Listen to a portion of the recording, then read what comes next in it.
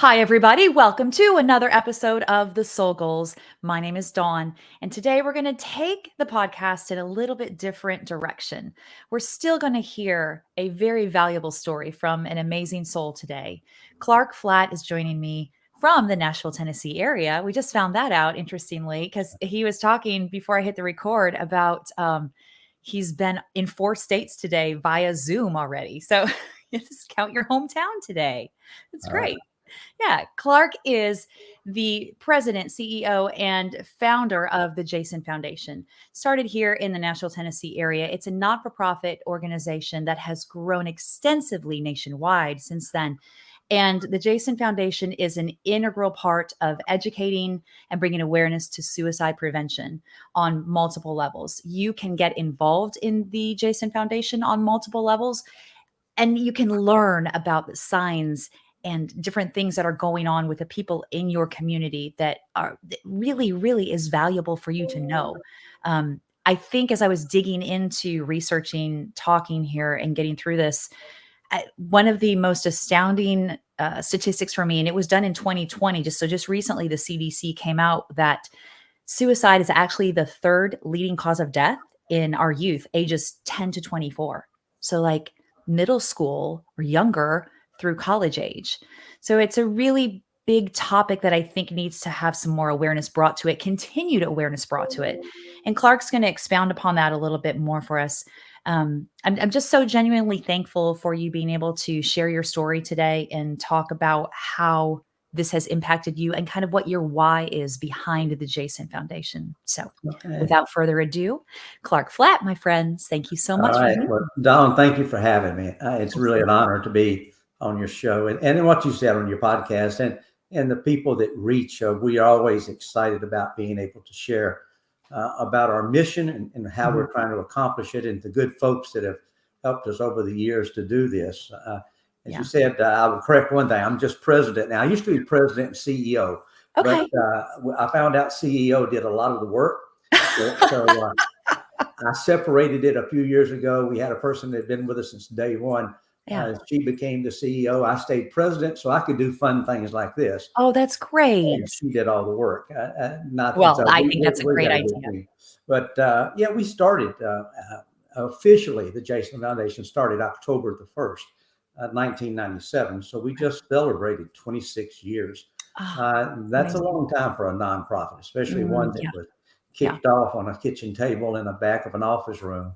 Oh, wow. And we operated that way for almost a year and a half, 2 years. So Wow. it was phenomenal. But the real starting of us came on July the 16th, 1997. That's Mhm. when I lost my youngest son, Jason, who was age 16 at the time, Yeah. to this terrible thing that we've labeled the silent epidemic of youth suicide. Right. Uh, when I lost Jason, we were a income class, maybe upper middle income. I owned an insurance company, a small company. Okay.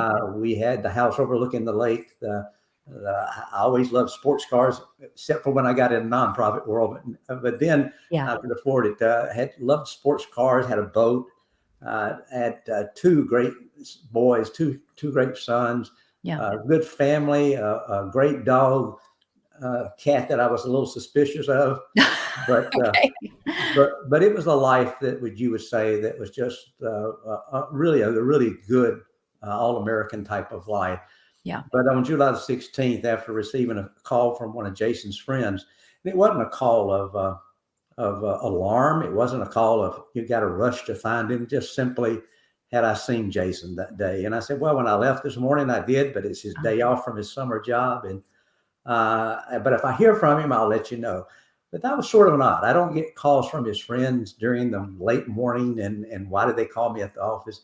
So, long story short, I started to try to find Jason, and when I arrived home, I found that he had taken a weapon that I had locked up until 2 years prior. He'd written 2 notes and taken his own life.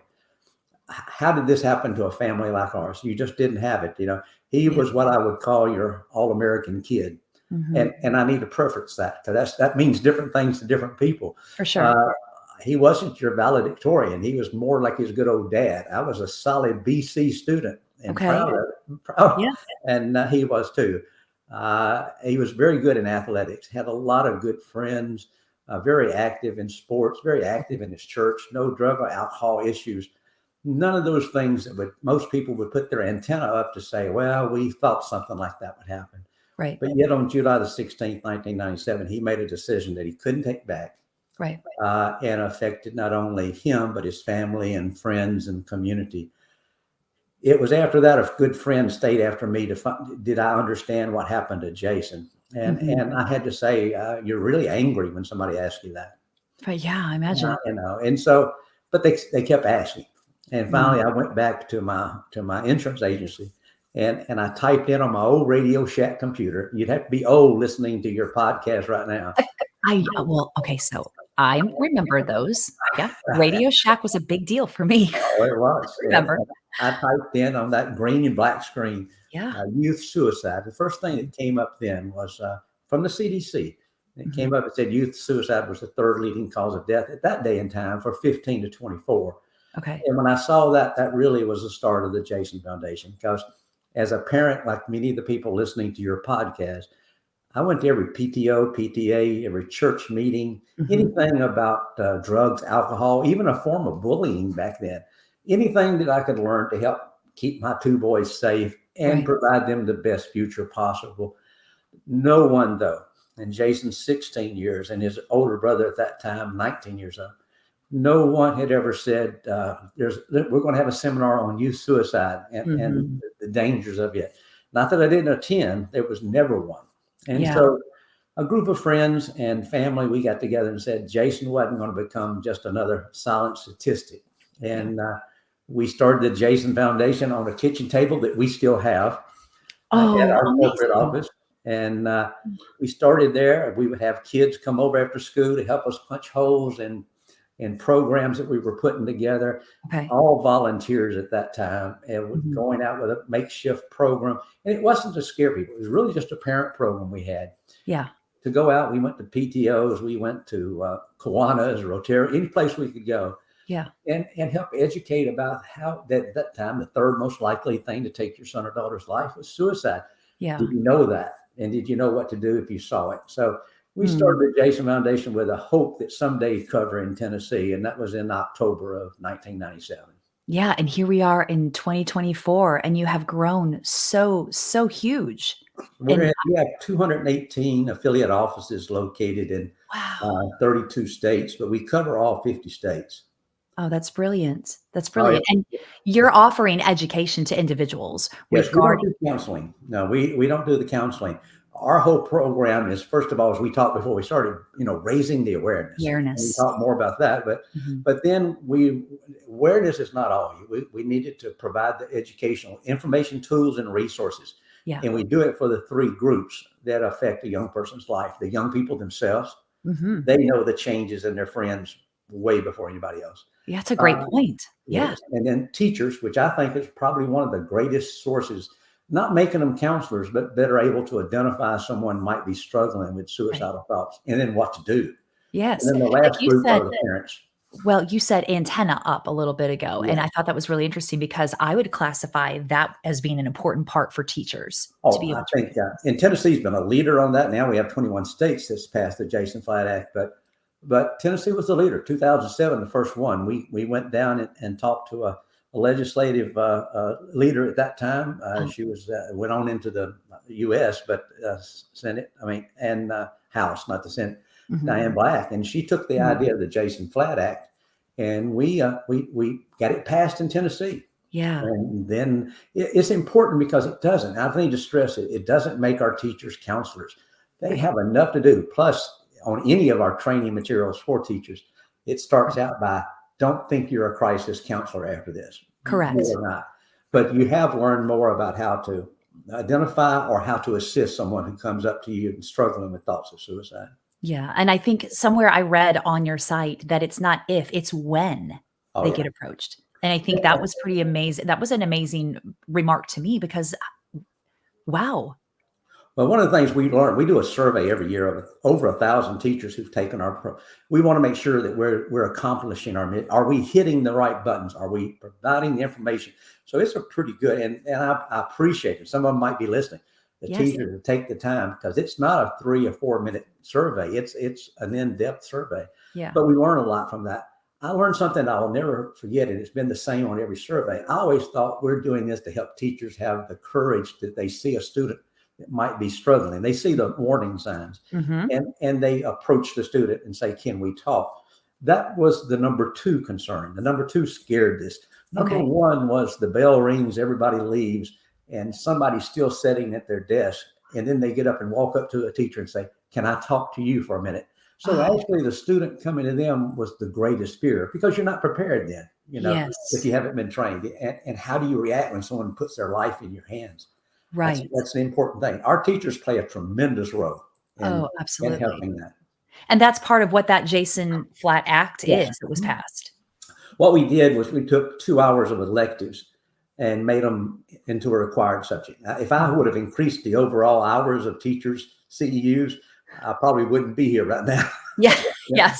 they have enough. Understand. Yeah, they have enough to do. But we Right. took the electives and moved them over. And you'd be amazed that the teachers that have taken our survey, like I said, at least 1,000 every year, usually it's 11 to 1,200.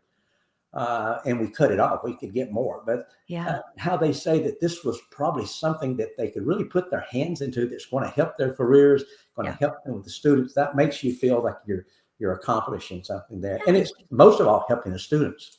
Yes, yes, but you're enabling that teacher to really go a little bit deeper and to understand, like you said a little bit ago, Yeah. like that awareness about what to do and not to be fearful of it when it Well, happens. teachers see our kids a lot plainer than we do as parents. Yeah. I've always thought I can take a person and put them in a classroom to be trained for as a teacher, and they're very eager. They Yeah. want to learn. They want to absorb.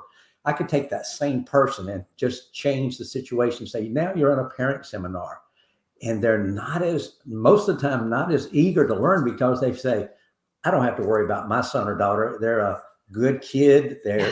They're an honor roll student. They're a leader in the classroom. They go to church. I don't Mhm. have to worry about my son or daughter." And they don't pay the same attention. But I just Mhm. described the number one person we're losing in America today as a young person to suicide. Yeah. And I think we talked a little bit about that Mhm. before I hit the record button, about that, the silent epidemic Right. overall, but that's a real thing, that it's Well, the not me. That couldn't happen to us. Well, we always have, and I had it too before I lost Jason. Mhm. You have a picture, even if you have a picture in your mind of someone who would take their own life, uh, it usually doesn't look like anything like your son or daughter, or your grandson or granddaughter, or the kid next door, or Yeah. in your Sunday school class, or in your classroom. However, by far, the number one person we're losing today is that young person that you would look at and said had everything in the world to live Mm. for. That's by far the number one person that we're losing. If Yeah. you look at it, the higher the aspirations, the greater area for disappointments or problems. You can go into we can spend the whole time talking about that. Yeah. But it's important that anyone listening to this don't think just because there's no drug or alcohol problems, they've been a good person, and that they're not at risk. Yes. Yeah. And I think that was interesting too, because when I was reading about some of your past and your story, is going to those meetings. And like you said a little bit ago, knowing that the importance of drug and alcohol awareness was, and even the bullying you said Right. was being brought to that forefront, but nothing was being said about suicide. Yeah. Do you feel like, outside of your foundation, if you could look kind of as a snapshot, do you feel like as a whole that suicide awareness has been addressed more so in the last maybe 5 to 10 years? Especially the last 5 to 10. I'd say, we've been doing this for 26 years. The Yeah. first 10 to 15 were really tough years. The stigma, which is still out there, Yes. it's not gone completely. Yeah. But we used to have principals come up to us and say, "Clark, we can't we can't even train our teachers, can't do anything, because Mm. if we talk about it, we'll cause it to happen." And that was a big myth. If you Oh, talk about wow. suicide, we did the same thing with sex education. When I was coming up through school, Yeah. nobody talked about it. Why? If you talk about it, you put the idea You in their put it head. out there. Yeah. Yeah. Yeah. But little by little, we got past that stigma if we talk about it, and Mhm. only this other improvement by talking about it in a very upfront and mature way. It Yes. only helps to prevent it, not cause it. Yeah. But the stigma was tough, and it's still out there. But Mhm. now we have had especially in Tennessee, and this is not a political ad or anything, but in Tennessee, we've really enjoyed especially Governor Lee is very high on mental health. But we Right. found that with other governors across the United States that there's a real openness of what can we do to help our children and That's young great. adults. I think we just can't think about the children through the 12th grade. When you look at ages 10 to 34, it's the second leading cause of death in our nation. Right. So, it's something that's affecting our young adults also. Yeah. Do you feel like your foundation addresses that? That's another reach that you have, is not Oh, just the yeah. youth awareness, Yeah, but we pushed that out probably 7 or 8 years ago. We were really centered in on mostly 10 to 24. Mhm. What we found was a lot of the people that were struggling in at 10 and 20 years old, all at once now that the numbers were going up in the 30s and 34 and Yes. 35 years old. So not even though it's not a really high impact area for us, we have expanded to reach that age group, especially we're now, and we'll talk about it later. We started another division that's dealing just with substance use disorder and opioid use disorder with Okay. correlating mental health issues around suicidal ideation. Be amazed at how many times someone that's having a substance abuse is also struggling with those same mental health issues that would be around suicide ideation. Oh, absolutely. Absolutely. I can buy that. Yeah, from what you're And the saying for sure. numbers, when you're having 70,000 people last year, or 70,000 plus that died from opioid overdose, and conservatively, you can say 20 or 30% of those were what we call passive ideation. They didn't say, I want to die, but they didn't care if they died. Yeah. That's why the overdose happened, in our opinion. Yeah, and I think we overlook that aspect for Yeah. sure. That's really great, and you just started that portion of the foundation Yeah, recently? we haven't even made the official, we'll do it in February, Okay. the press announcement, but we started December 1. Yes. Okay, got Right. it. 4 out of 5 individuals consider suicide at some point, and they show No, signs in some no, it's different. capacity? Yeah, they show signs. 4 out of 5 people who will attempt suicide will demonstrate clear warning signs, either verbally or physically or both Mm, ways. yeah. That's what, so we're not having to raise money to do research and all this, even though it still needs to be done. We need to Yes. understand it more. But still, with what we have right now, 4 out of 5 people that will attempt suicide will have demonstrated clear warning signs. That's why that's my incentive for pushing on. Mhm. 80% of the time, if we know what to look for and how to appropriately respond, we have a chance to avert a suicide attempt or Yes. especially a suicide death. And Yes. 80% of the time is pretty good. That's a And we huge are number. starting to work on that other 20%. That's something that we're finding out more clinically too. But 80% will demonstrate warning signs.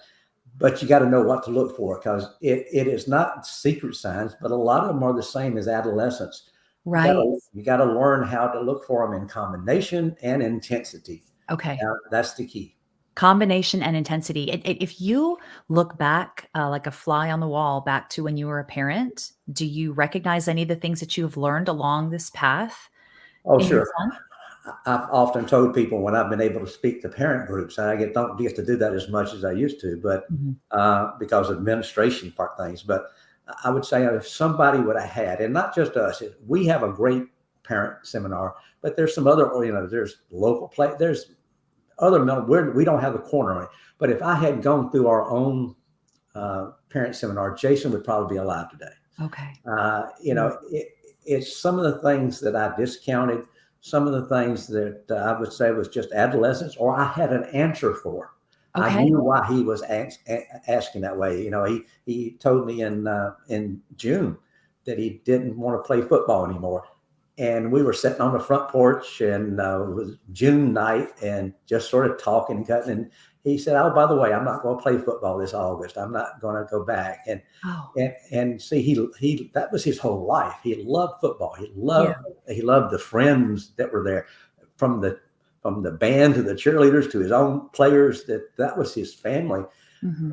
But see, he had gone through where they had lost a state championship the fall before that. And the Okay. spring practice had been very intense Mm. and tough. And I said, well, he's just worn out. Had a tough year. They Yeah. lost the championship. Had a tough spring practice. He's just a little worn out. And I answered that myself. And I told him, just wait till August. If you don't want to play, you don't got to play. Yeah. Let's make that decision in August. I Yeah. should have said, why don't you want to play? You know, Yeah. that Yeah. was a Digging a question. little bit Oh yeah, deeper. Yeah. and dig a deeper. Plus, his grades, it started slipping some. He Mhm. stopped associating with some of his friends. He didn't go out as much. Not any single thing should have been that antenna going up saying, "Oh, there's suicide. He's thinking about suicide." Yeah. But them putting it together can say there was something going on emotionally and mentally in his life that Yeah. we could have dug deeper on. Right. A I think lot you of bring times up a real suicide gets blamed on a trigger event. ah. That didn't cause it. Breaking up with a boyfriend or girlfriend, failing a test, not Mhm. getting in the school that your parents went to, that alone, most of the time, would not be anywhere close to have someone take their life. Right. But it can be that trigger. Straw There's that breaks the but camel's there's a back. ball of things behind it usually is what I hear you Right. saying. Yeah. And you look for that trigger. Yeah. Yeah. And how hard is that to I mean, as a parent, I think about, my reflection with parenting my girls, it's that adolescence. How much do we count for that adolescent part of it? And how much do we take into account as this is a real thing to pay attention to? But I have a really easy answer to that one. It's if you have enough where it caught your attention, then Okay. it's enough to talk to them about. And if you don't get an answer that you feel comfortable about, it's enough to talk to a professional about. Got I'd it. much rather a professional, which has happened where we've told a parent to do this, and the professional says they are having some issues, but it's just growing up issues. There's some issues there. Yeah. Hey, we're going to be talking with them some, maybe do through a few sessions, but there's no ideation there. There's no suicide idea, and that's Yeah. okay. But I wonder if you'd rather err on that side Right. than say I didn't ask and something happened like I did. I tell parents, they say, well, Clark, you shouldn't feel. I share about what things I missed, and I've had some really well-intentional people come up and say you shouldn't feel guilty. Well, I feel sorry that I didn't know and I Yeah. wasn't able to respond, but there's no guilt because I didn't know. I Right. didn't. If Yeah. I knew and I didn't respond, then there's guilt. And what I'll tell them, no, anybody can feel guilty. It's going to be the people I'm talking to tonight because Yeah. you're going to know now. My Yeah. question is, will you respond? That's Yeah. the question. That is, man, that's a really vulnerable and integrous piece for me to hear you say as a parent. I think, you probably had to get to that point through your healing process as well, I'm sure. And in a lot of ways, and we get a lot of accolades, like you said, about the Jason Foundation. First of all, I say, and I'm not being humble, it's so many people that Yeah. have made us where we are here today. But really, I started that in October. It was not for me wanting to go out and be a crusader Mhm. and for suicide awareness and prevention.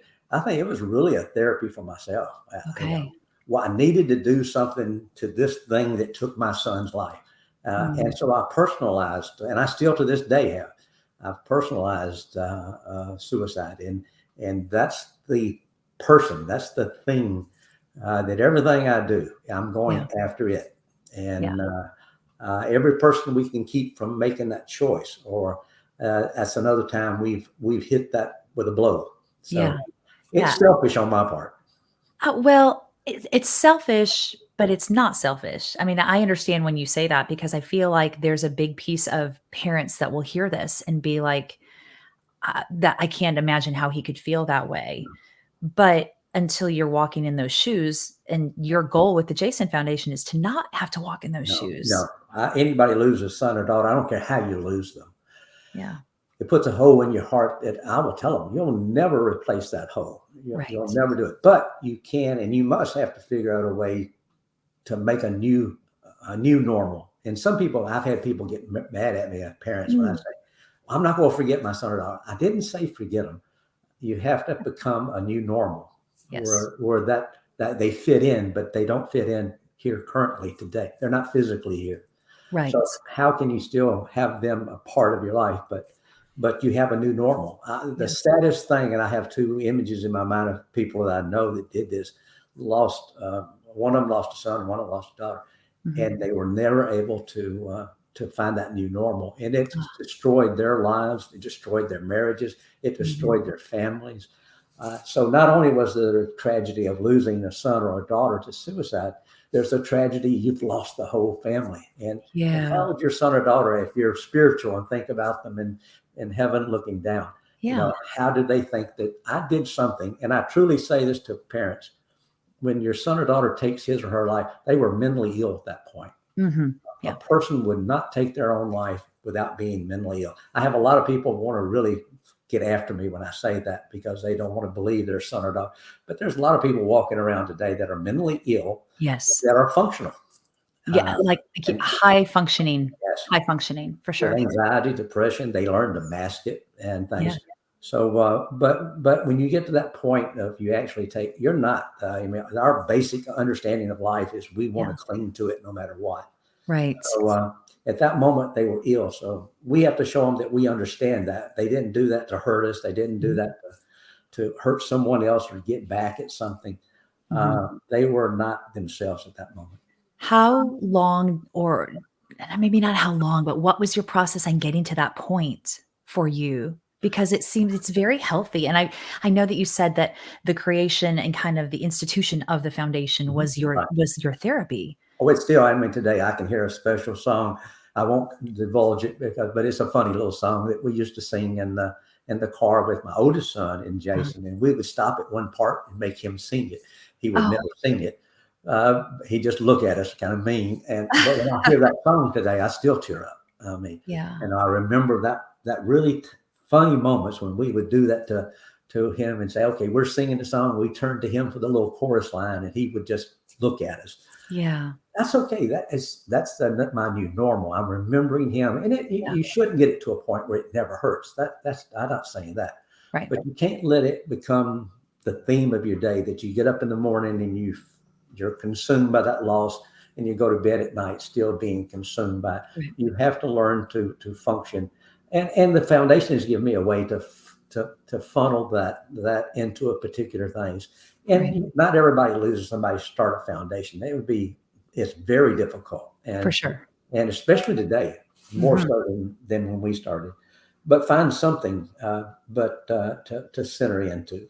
Right. I think that's valuable information. Yeah, Find something that you can do to I think you can still bring honor to that memory, and you can still be attached to that, but in a healthy way that you're still supporting and taking care of yourself. right. And my people have said, well, when do I know I'm getting better? I have a rule of thumb it only happened to me, so I can't. It's not clinical, but it is for me. Yeah. The first time that my oldest son and me we were sharing a story about Jason, and we at the end of the story, instead of just going, "Yeah, we miss him," we both was just laughing like crazy about it. About, yeah, Oh, remember when he did that? And once you're able to laugh, and when you remember an instant, not that you're over it, but yeah. you're starting that right way of putting that in a right context of memory, Yes. but not consuming you in a negative, depressive way. But Right. still, we have a huge problem in our state. We have a huge problem in the United States with this. I'd Mhm. love to say we're going in the right direction, but we're not. We're going Okay. backwards. Okay. Can you speak to that a little bit more? Yeah, the numbers. And I don't want to blame COVID. I'm tired of hearing everything that we Right. order copy paper and they'll say it's going to be an extra week because of COVID. Now that's getting less, but you know, Right. Right. But I understand where you're going with it. everybody. Yeah. But there is no doubt that COVID, and specifically the way we had to handle it, and I'm not being that we handled it wrongly. Yeah. That was a way that has really impacted our youth and young adults. Okay. The uh, um, the way we handled of shutting down basically the community, of shutting down the peer support groups, of shutting down the Mm. school. Mhm. We are just now, we haven't even peaked, and a lot of our people we deal with, we Oh, haven't even peaked in the impact that's made on mental health. yeah. It's really the numbers that you have. We still use 2021 numbers because those are the only ones that have been verified. 2022 is out, and 2023 is provisional type of numbers. But if you want to use something that you can compare to others that have been audited, it's 2021. Mhm. That's right before the really pandemic hit hard. So what we're seeing in those provincial numbers in 2022, and some that were brave enough to put them out in 2023, uh, there's been some really huge impacts Mm. in the suicide ideation, Yeah. as well as the actual suicide attempts. Yeah. I feel like I hear a lot about the suicidal ideation more now than I ever did. Yes. Well, And part of that is the awareness too. People are okay. more open to talk about it.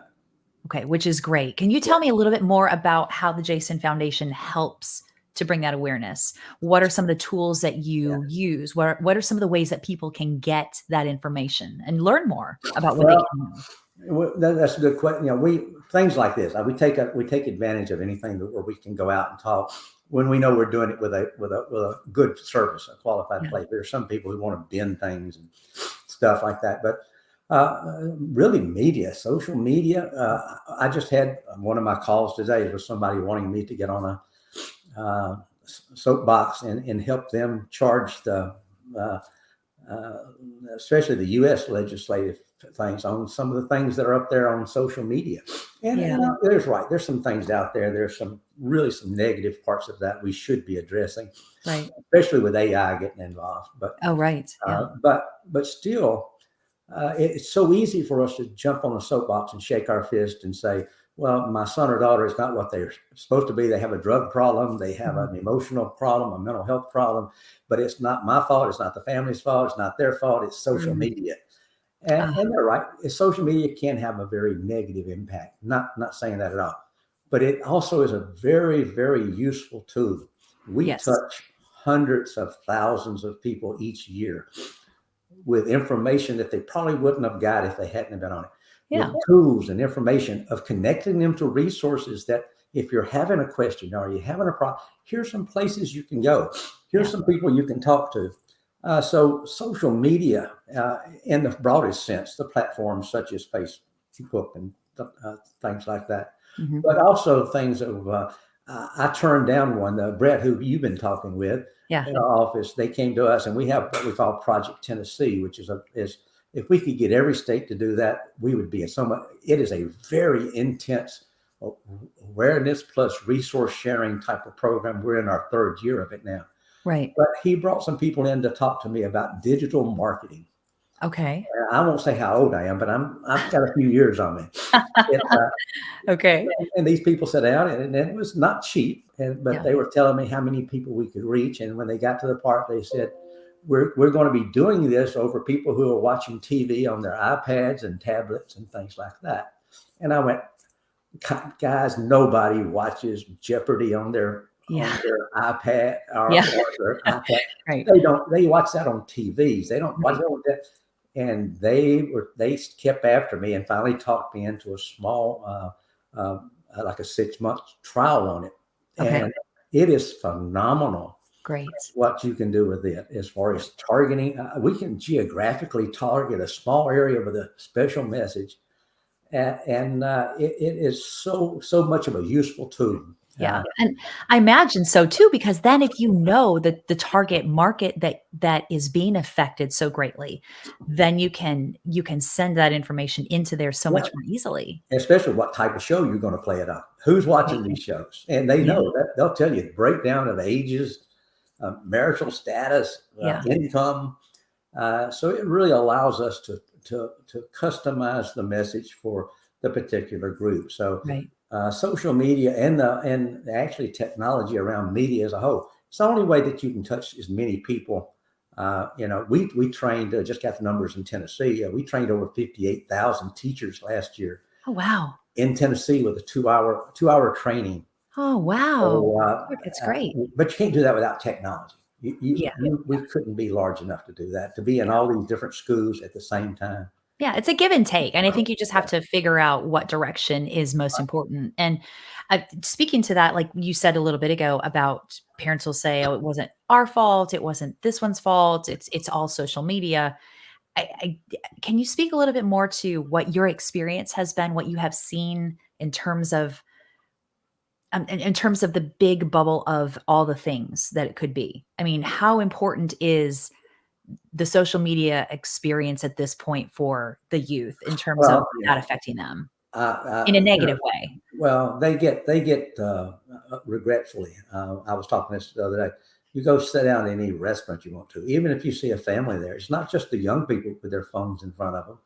Usually, it's mom and dad with their phones Yeah. in front.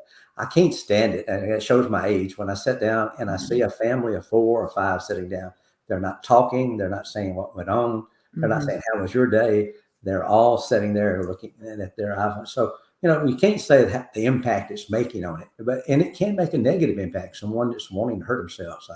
Right. There's sites out there on social media, especially not social media, but websites that actually give you instructions on how to commit suicide. Yeah. Those are terrible. I mean, that's Right. just I've shown them to some senators and Congress people, and they said we were to stop this, but we can't, especially if it's originating from the UK or Right. overseas somewhere. So, Right. but you can't stop it. But how can you counteract it? That's the big problem. Okay.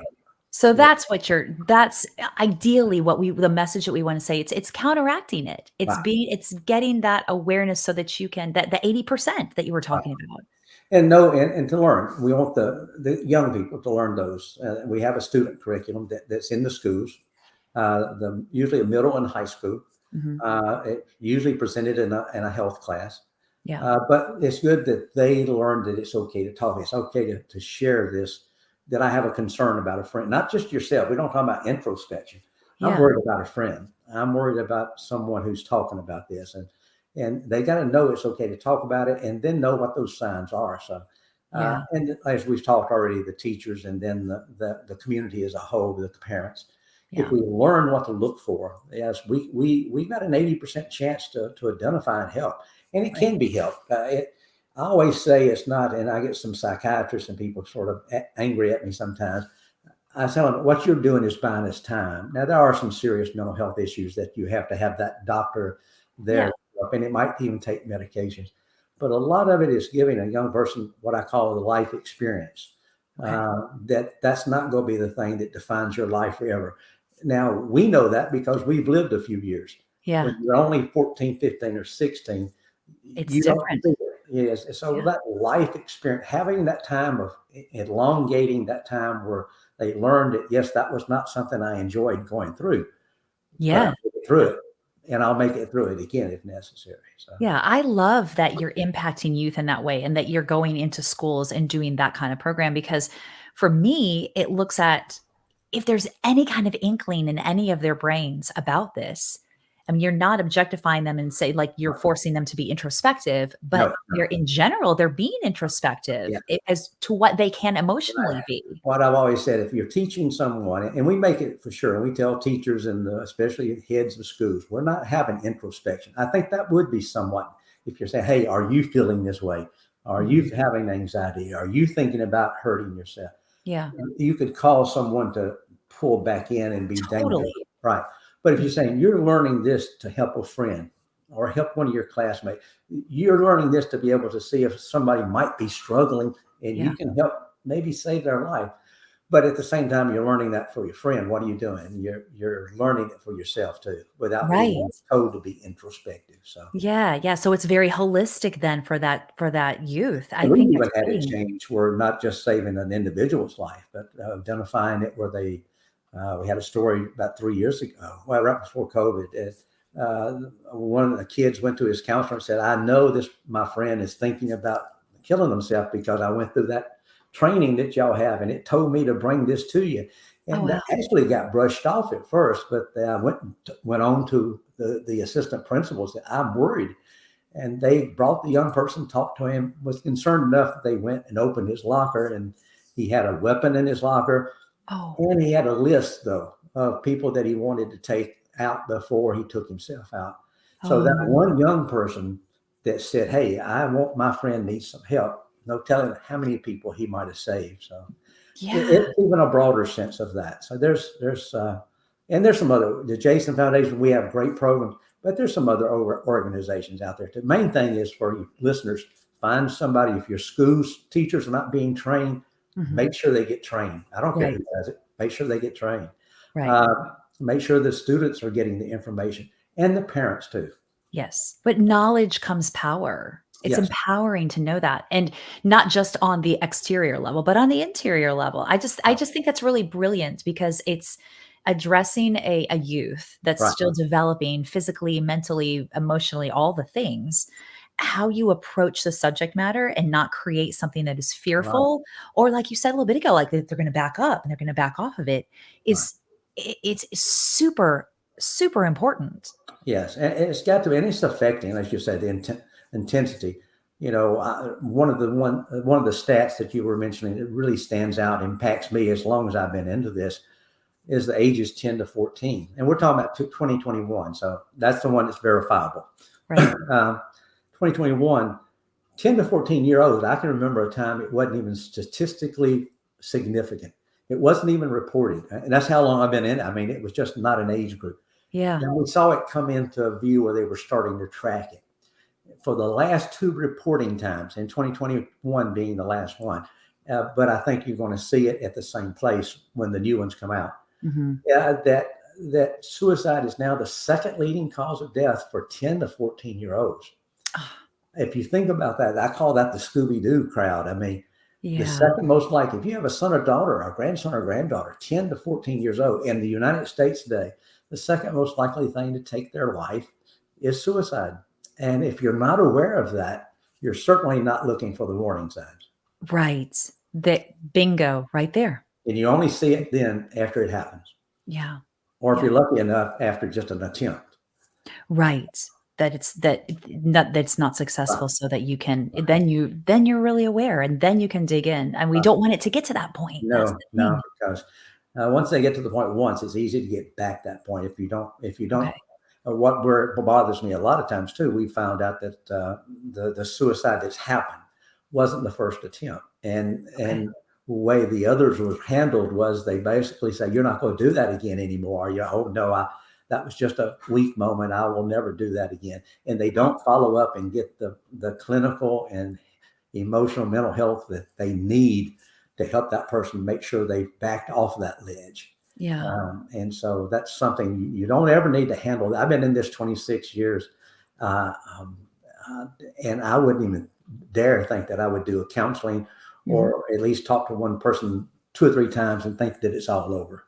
No, you've got to make sure that you've built a support system there for them. Right. A support system that they feel they can trust as well. Yes. Yeah.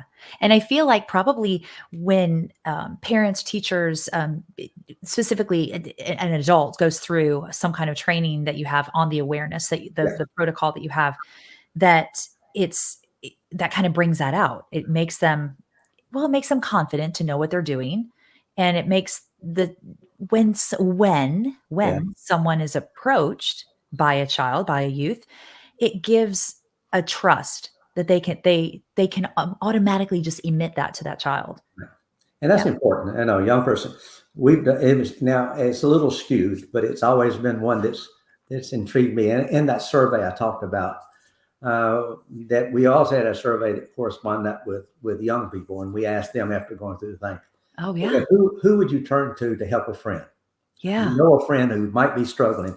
Who would you turn to? Now, the reason I said it might be skewed, they're doing this because they just finished a training thing in school. Okay. So they're going to think around the school thing. Yeah. But the answer by far was a teacher. I would Okay. go to a teacher, not your parents, not the pastor, Yeah. But so I did that. We did that a couple of years, and we were looking over all the information stat. And I said, that's not good enough. Let's ask them not a name, but what type of teacher? Oh, wow. Take it a step further. Yeah. Is it an English teacher, a health teacher? A health teacher that's usually doing the training. Uh-huh. What type of position would you go to? Boys and girls both. And we did it for 2 years in a row. By far, they still said teacher, but it was a coach. Oh my goodness. Clark. Now that's spooky that they all felt like that the person they could go to that is this coach. I've had coaches put their newspaper down during training when and just be like floored. Yeah, because you see, and it makes sense. They've built up, even if you don't play sports for them, everybody knows, oh, Coach so-and-so's a good guy, a good girl. You know, she'll listen to you. He'll listen to you. You know, they're one of us. They're a teacher, but and so you know, it's important that you know who they might turn to. Exactly. Can you speak a little bit more, and we brought it up earlier, to the Jason Flatt Act and what that involves, so that people are aware of what that is? And you said that it is started in Tennessee, yes, but that it's now in 21 states currently? In 21, and we passed in 21. It's effective in 20 now because one passed it this was early on. I didn't know that, and I was very naive in legislative matters, and probably still am.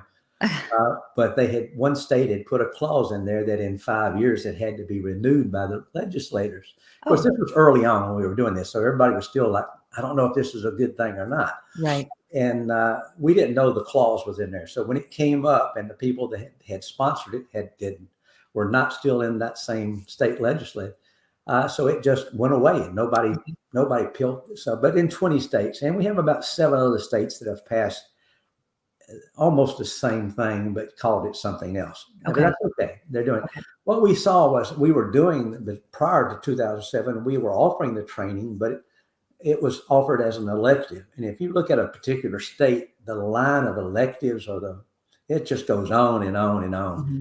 And somebody might not say, well, hey, I'm going to do something. It's a bright, sunny day, like you was talking about it in Nashville. I'm going to look at a suicide prevention tape. Yeah. This is on the top of my list today. Yeah. Maybe not at the top of the list, Yeah. but it can be so important. Yeah. So after we dealt with that, we went and like I said, we wanted to make it use required. Now, 2 reasons. First of all, I think that every teacher should be armed with that. It should, because it is such a huge problem. They should be armed. And second of all, being required is, if it's not, how would you like to have a son or daughter in middle school or high school? And just because the teacher they got or teachers they got that didn't train, then they took their life, compared to if they'd been with a different teacher who was trained, they might have seen those signs and got them help. Yeah. So you want it for everybody. And so right now we won't even talk to a state unless they make it required. Yeah. One thing that makes them interested, we told them in 2007, if a state will do this, we'll promise that it won't cost, there'll be no fiscal note for the state. Okay. Jason Foundation said, we guarantee that. Now, in 2007, that was a real leap of faith for the state of Tennessee. For sure. We're going to believe in the Jason Foundation. But now it's been going since 2007, and not a single state has paid a penny out of their pocket that have passed the Jason Flatt Act, beyond what they normally was going to pay for their own administrative of keeping their records, and that we don't get involved. We're talking about the actual providing of the training. Right. So now we can say that without any kind of sort of holdback, that we can do that. And I think it's important to mention here that the training is complimentary. Yes. Yeah. It doesn't cost. We've never charged a teacher, a school, or a district. Zero. Nothing. Zero. And that's been all of our programs since 1997. Yeah. We've never charged. Now, in 1997, it wasn't hard. Our budget in 1997 was $2,500. Yeah. And so that was not hard. Today, it's a lot different than that. Yeah. And so if we go back for just a second, do you, like, when you started that in 2007, and it was just that in that infancy state, I mean, were there moments where you were like, this is just too difficult to do? This is too hard? Talking about the Jason Foundation or the Jason Flatt Act? The Jason Foundation. Okay. We started in 1997. Yeah. Yeah. Oh, when you started, it's tough because of hitting really the only time I ever got discouraged greatly that I remember is when I would hit the stigma. When I still remember a school in Tennessee. It's on the southern border of one of our states down there. Okay. But it was in Tennessee. I can't name it because it's in your viewing things. Right. But the president of their student body sent me a letter, and it was said, we've lost 3 students in the last 12 months to suicide. We need your help, Mr. Flatt. Please come down and help us, help with the students, help us know what to do, help our teachers know what to do. And it was a really wonderful letter, and he was signing it as president of his school, his council.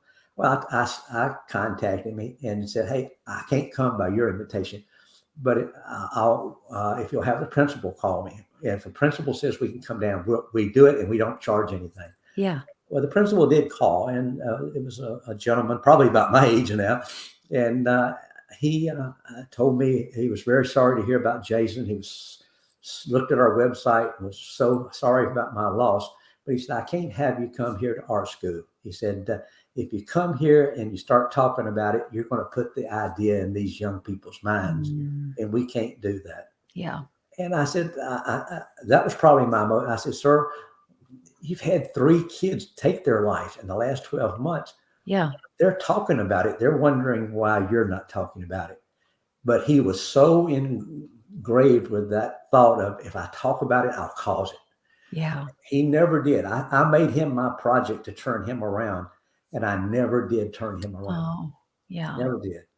Yeah. Would you say Unfortunately, that? he passed away a few years after that, Yeah. and the person that took his place, one of the first things they did was contact us. Okay. And it wasn't because that guy was a bad guy. I'm not saying that at all. No, He no, was no. just that way of thinking. Right. It's just the mentality. Yes.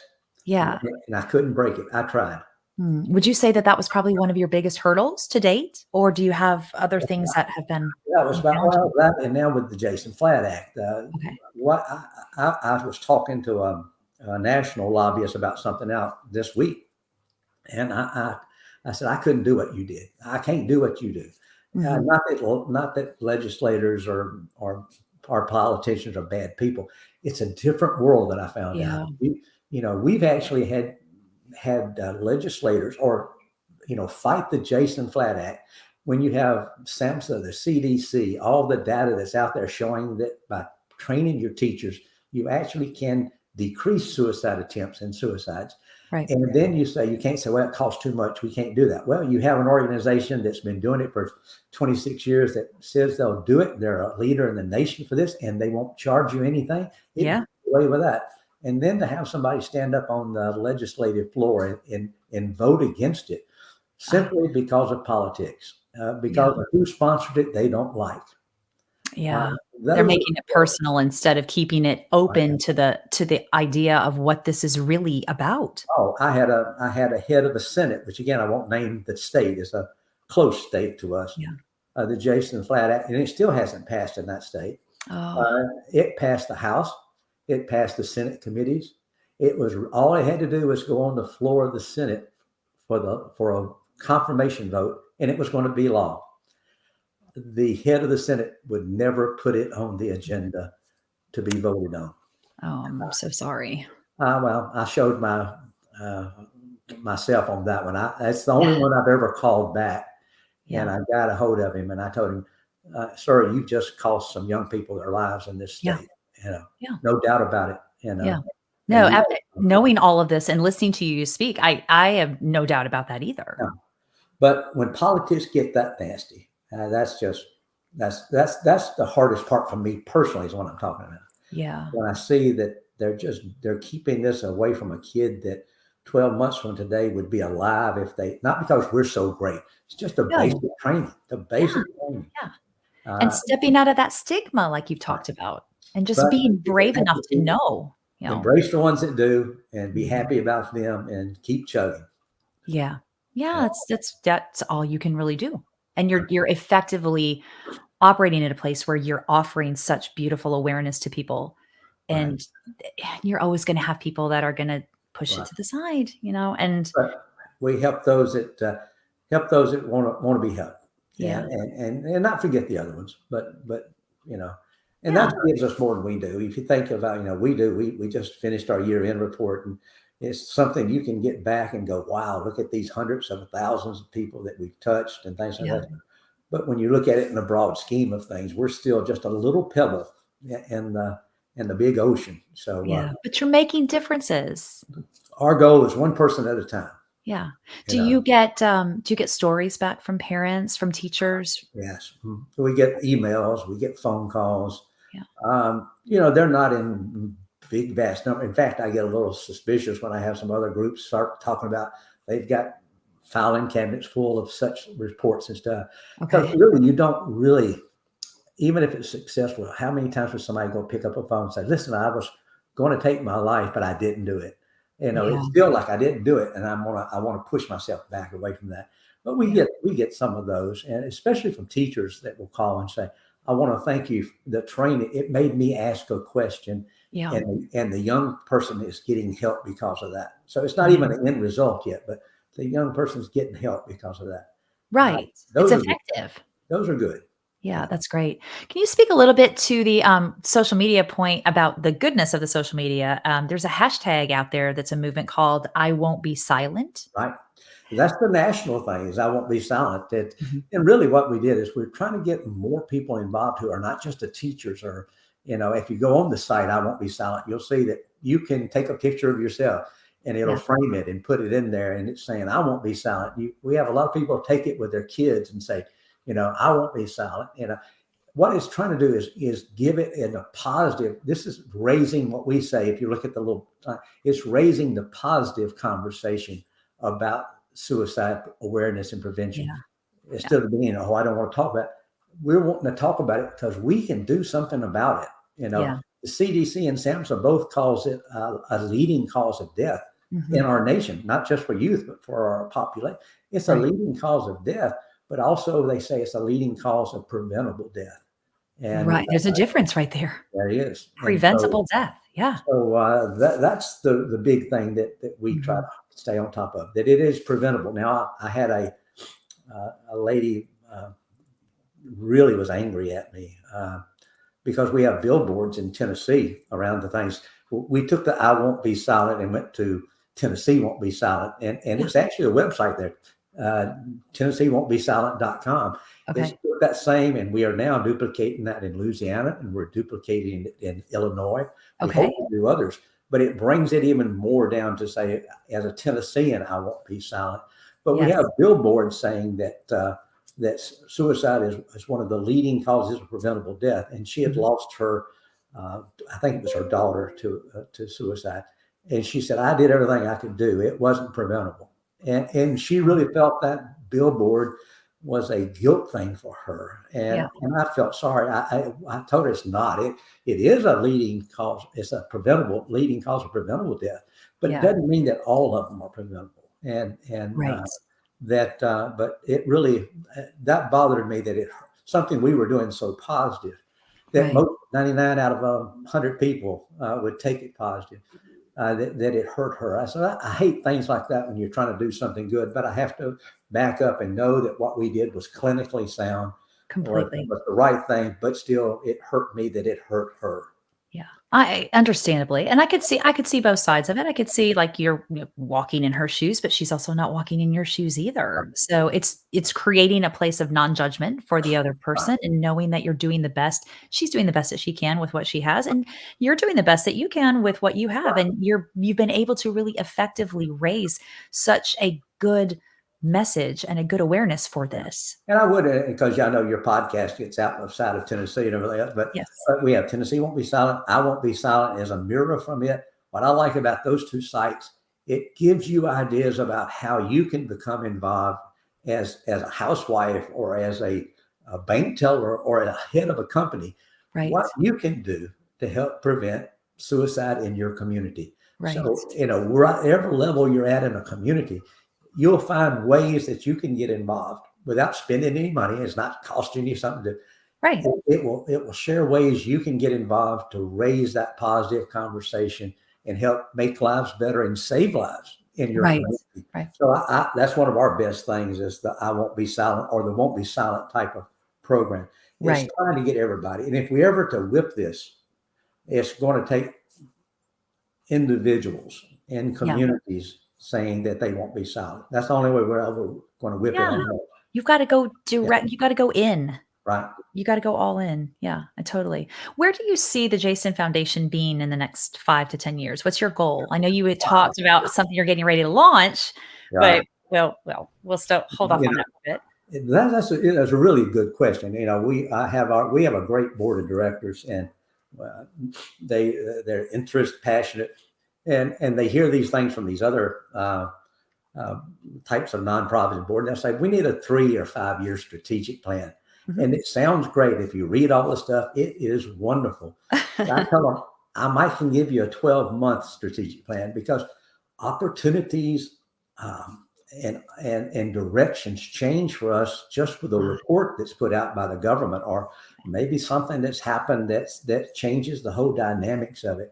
It's hard to say. We're growing now. I'm When we first started the Jason Foundation, I said, I never want to get large enough that I don't know everybody that works for the Jason Foundation.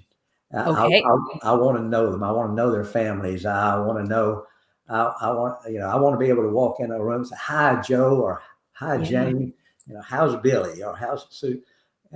And we quickly got away from that in 2001, 2002, and now I have JFI reps that work for us that I've never met. And, Yeah. and that's sort of, but yet if we're going to meet the people that we've got to and do the services, we have to do that. Right now, we're at 218 affiliate offices, and we're growing. We're having some real discussions now about Mhm. growth. I really see us going above probably 300 before the end of this year. Oh, that's wonderful.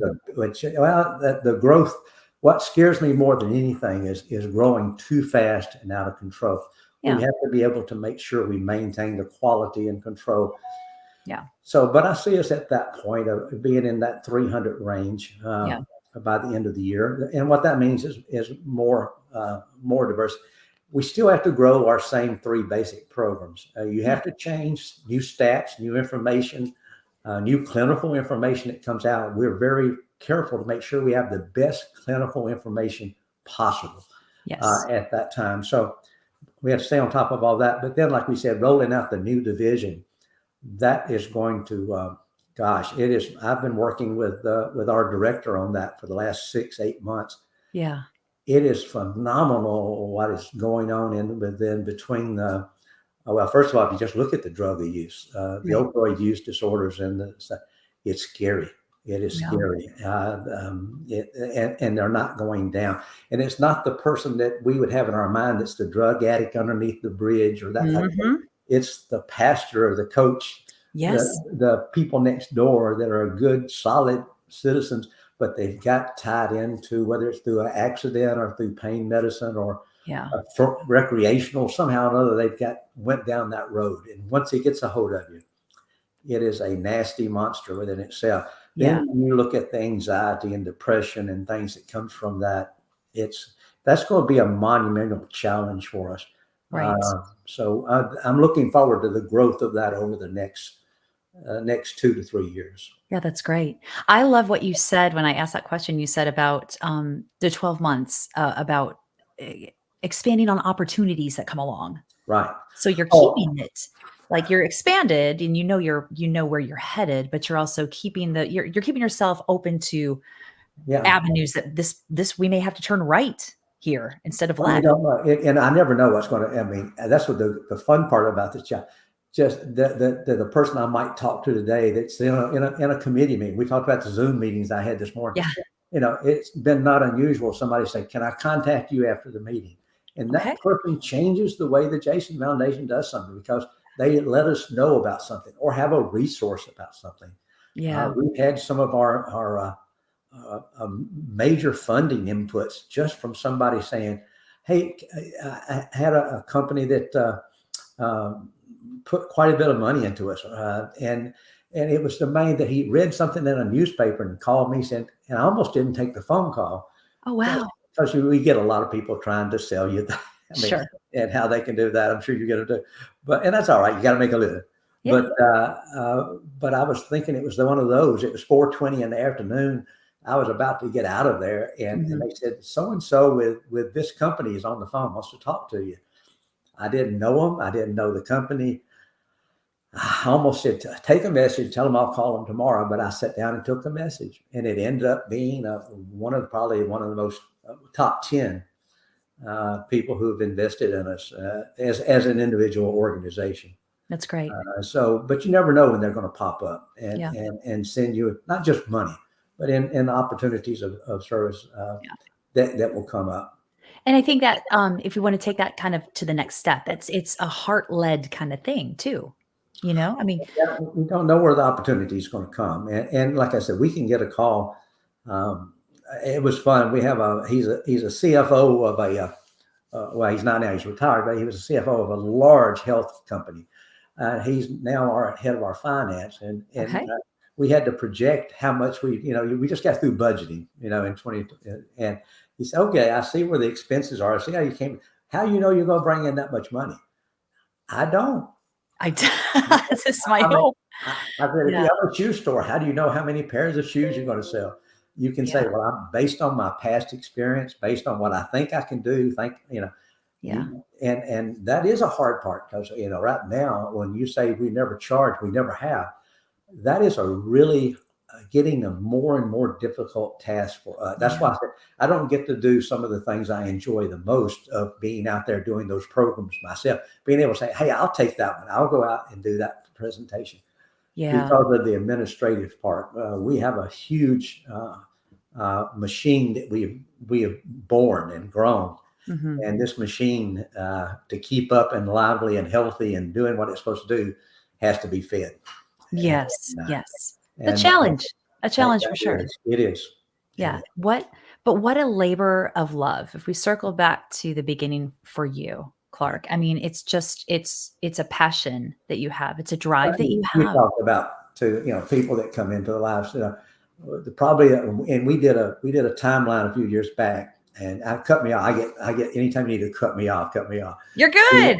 All the good. we did a timeline, probably been 5 years ago, 6 years ago, and I said I want to see where would the impacts come from in JFI. Mhm. We call it JFI, Jason Foundation Inc. So Right. JFI, the and we drew it back in 1999, and we were just 2 years still operating. We were just moving to a small little office after the things. I had a team board. Now the team board, they didn't sell donuts. They didn't do this.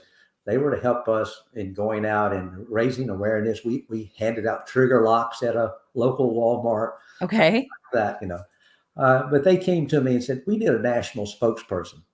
Now this is funny because in 1999, probably nobody outside of Middle Tennessee had ever heard of the Jason Foundation, Yeah. and we were small and really hadn't taken that big step that we took in 2001 yet. Yeah. But they came and said, "We need a national spokesperson." And I was running out of things for them to do. And, Okay. and so I said, "How do I keep these kids busy?" I said, "That's a great idea." I said, "Take the next couple of meetings. Y'all think about it, suggest it, talk it through, then bring me your suggestion. We'll see what we can do." Okay. Hey, I was keeping them busy. I'll be honest. The only thing I was doing was keeping them busy. And Okay. and they came back a couple of weeks later and said, "We've made our choice." And it was Philip Fulmer from the University of Tennessee. Oh my gosh, Well, they were all amazing. kids. They were teenagers. Some of them, Yeah. the guys were, and I had never met Philip Fulmer in my life. Never, Okay. never talked to him. And they gave that to me, and I went, "Gosh, this is something." I said, "Well, write a letter. Let me look at it, and we'll send it to him." And they wrote a really nice letter. Talked about Jason. Talked about what we were trying to do. Would he help us? Yeah. And I approved it. I signed it, and I let them sign it too. And we sent it to him, and just mail, general mail. Uh, Okay. uh, it was probably 3 or 4 weeks later. I get a phone call, and it was Coach Fulmer. Oh, And he asked me amazing. if I could come to Knoxville and talk to him about it. He said he would come to us, but it was spring practice. Okay. And so we went up there, and he said, if I do something to help you save one young person, tell Oh, me what to do. that's And great. he's still our national spokesperson today. That's The reason I great. say that was pivotal. He said, "How can we help get this message out?" I said, "Well, Yeah. we've got to raise it in communities." He called at that time Mark Rick. Yeah. Mark said, "I'm on board." He said, "Clark, come down and see me." Oh, I love it. The second phone call he made was Nick Saban, who was at LSU at the time. Yes. And Nick Saban said, "Clark, come on down. Tell me how I can get involved." Yeah. And so with Coach, then he kept doing that and doing Mhm. that and doing that. And through our coaches association, then it started touching companies. It started, Mhm. you talked about the Jason Flatt Act. It got passed in Alabama. The way it got passed in Alabama is Nick Saban called Okay. the governor and said, "Why don't we have this in Alabama?" And Oh, the it's governor said, "Good perfect. question. Why can't, Yeah. And so our coaches have done a tremendous amount of things. And it all goes back to Coach Fulmer saying, "What can I do?" Yeah. And Yeah. And then I think back too about what you said earlier about what the youth were saying in terms of the people that they go to. right. They go to a coach. I mean, the responsibility of a coach is broad, obviously. But I mean, that shows the integrity of that individual Oh, yes. and And multiple when people, individuals. yeah, I'm out in crowds sometimes, especially when he was coaching, and you hear the negative part. And I said, they don't know Philip. He Yeah. is such a great and kind and passionate person. And the hours that the hundreds of hours he's put in with us and Yeah. the phone calls he's made to connect us with people. When he left and left the coaching, calls me and said, "Clark, you probably want to get somebody else to take because I'm no longer a head coach of an SEC school." And I said, "No, No. you'll be our national spokesperson as long as you want to be." And Oh, so he's that's still very very active with great. us. Yeah. Oh, I love it. What do you think is the biggest blessing out of all of this for you, either personally as well as professionally? Greatest blessing is know that there's probably a young person alive today that wouldn't have been alive if it hadn't been for all of our 26 years. I don't care about it. I'm sure there's hundreds, there's thousands have been touched and changed. Maybe I don't know. We don't try to do that number. That's not chest, but I can tell without any hesitation, there's one person at least alive today that would not have been. And if I can put 26 years of work into something and it saved that one life, it's been worth it.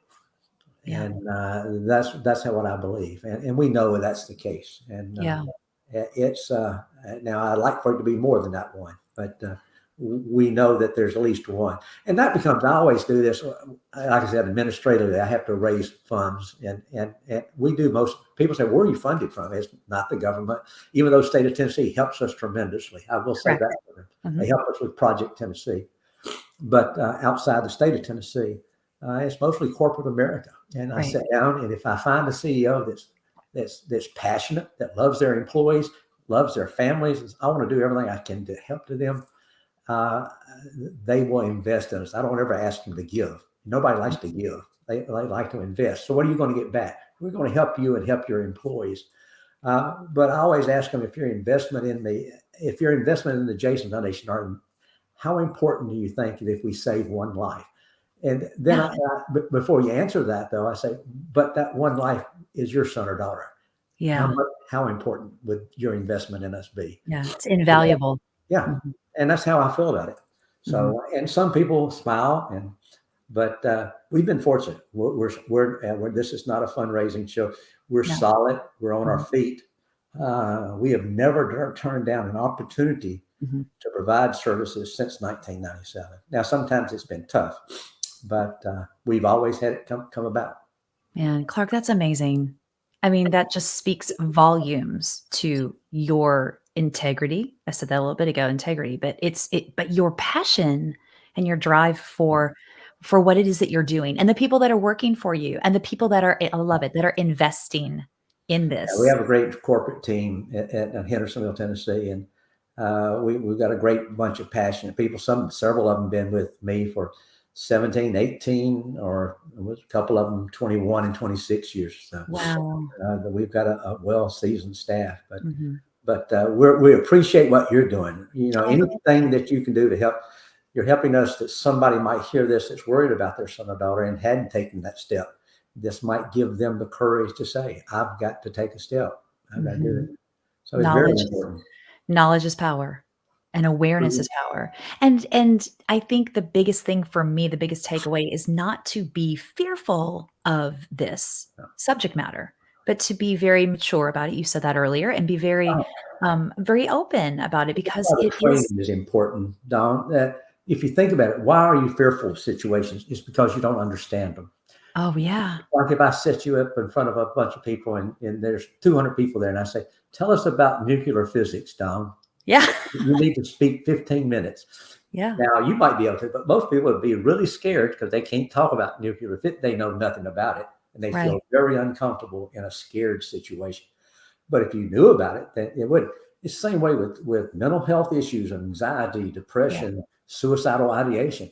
If Yeah. you don't have to be a counselor, but I know enough about it to know what questions, what I should do, what I shouldn't do, how to make the situation safe, and Yes. then and most importantly, I know where I can go to get help to help this Yes. person. Yeah. And that's all it's got to do. It's not any kind of really secret type of formula.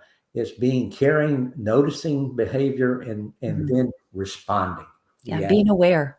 right, Being aware. right. Yeah. Clark, thank you so much for all your information, for your words, for your vulnerable sharing about your personal experience with suicide Right. and everything that has gone into it. I think your perspective is so healthy, and I know it probably wasn't it took a while to get to that point, but look what you have built out of that to help other people. And look what your son's memory, how it lives on to be Sure. able to help individuals. Well, I appreciate this opportunity. I really do. This is not a tagline or anything. I Yeah. appreciate it. The reason we looked at this and when Brett brought it to me, it's opportunity. There's people that are listening to you that in numbers they have confidence in what you do with your show. They know what you bring out is something good. And therefore, there's going to be some people we're going to influence, and there's going to be some people we'll help because of this opportunity. Thank you. Thank your listeners and Oh, viewers too. yes, yes, yes, sir. Amen to all of that. Absolutely. Well, listen, go outside and have some fun in the sunshine for a little bit today since it's Will sunny do. here, actually. Yes. All Thank right. you. Thanks so much, Clark. I appreciate it. Appreciate it.